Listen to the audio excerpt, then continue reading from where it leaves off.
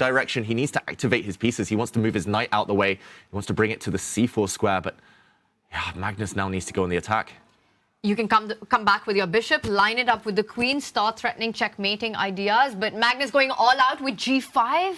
Wow. Big move. It is initiating chaos and also enticing Hikaru to hit that panic button. But knight to c4, okay, that was what Hikaru wanted to do. The rook is now under fire, needs to move. I'm expecting rook c5, just asking questions to the knight. Oh, this position is just wild, though. It's all about the clock. Yeah, that g5 decision by Magnus, it's either going to be very strong, it's going to blow open the white king, or it's going to be very bad, it's going to rebound because the black king might be open. So Magnus taking big risks. Suddenly it's a 3-result position. Clock's totally level. Yeah, place your bets now, ladies and gentlemen. Anything could happen. I mean, he doesn't move the rook. Instead, he goes all in. And, you know, a draw is sufficient. And wow, if that is Hikaru's only move. It apparently is. Only move not to be losing immediately, Hikaru Nakamura. It's the blue arrow for those of you watching at home. Queen across to d2. He doesn't play it, Hikaru. He's opened himself up for a check. That looks terrifying. Again, Magnus's best move now is to give a check with his queen on the open diagonal against the white king. Still crazy, though, the position. It's crazy because 3 pieces are hanging. The knight, bishop, and the rook. Yes, you give a check. The white king steps up. You still need a follow-up. You know, you don't know the bar is screaming that you're winning here. Yeah, it feels tempting. It feels strong, the attack, but Magnus still needs to be accurate to crown this game off. And yeah, still anyone's position. The clock, level, position, crazy. What are we expecting? Yeah, I do feel like Magnus, he has to now get into the zone because 3 of his pieces are on fire. We have the rook under attack on a5, the bishop and the knight, which is forked. We give the check. Now the white king, where to put it safely? Tuck it in the corner. Makes sense. But the knight now can jump to f2. That's now a possibility. There's also pawn takes pawn in the air. Everything's hanging. The house is burning here. Every single piece. The knight, the bishop, the rook, the white pawn. But it doesn't matter if you checkmate the king.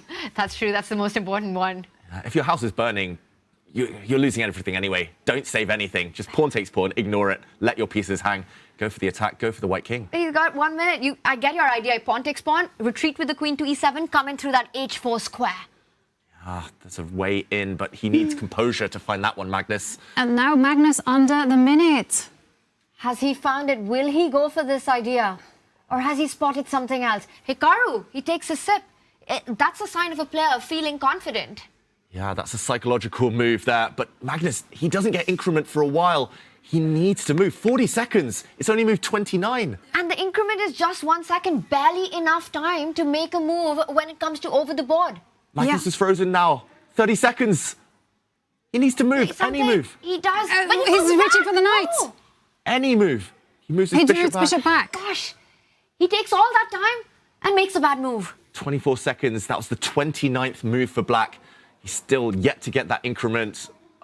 I don't think he makes it. It's physically going to be tough to make that number of moves, let alone the surprises that lie in store.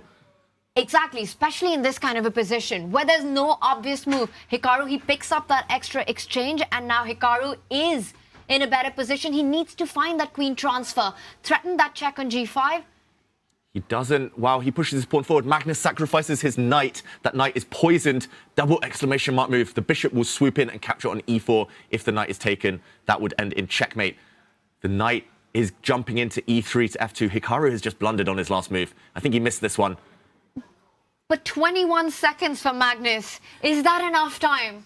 Well, Hikaru is doing all the right things. He's trading off the attackers. Knight jumps in. White's king is so unsafe. And do you see how Magnus just speeds up? Magnus lost on time to Hikaru in one of the Armageddons last year. Will lightning strike twice? Queen trade or no queen trade? He does it. The best move found. And look at that. Hikaru putting the pressure on the clock, pushes his own pawns. Magnus, he's got no time. And he's setting up a checkmating idea.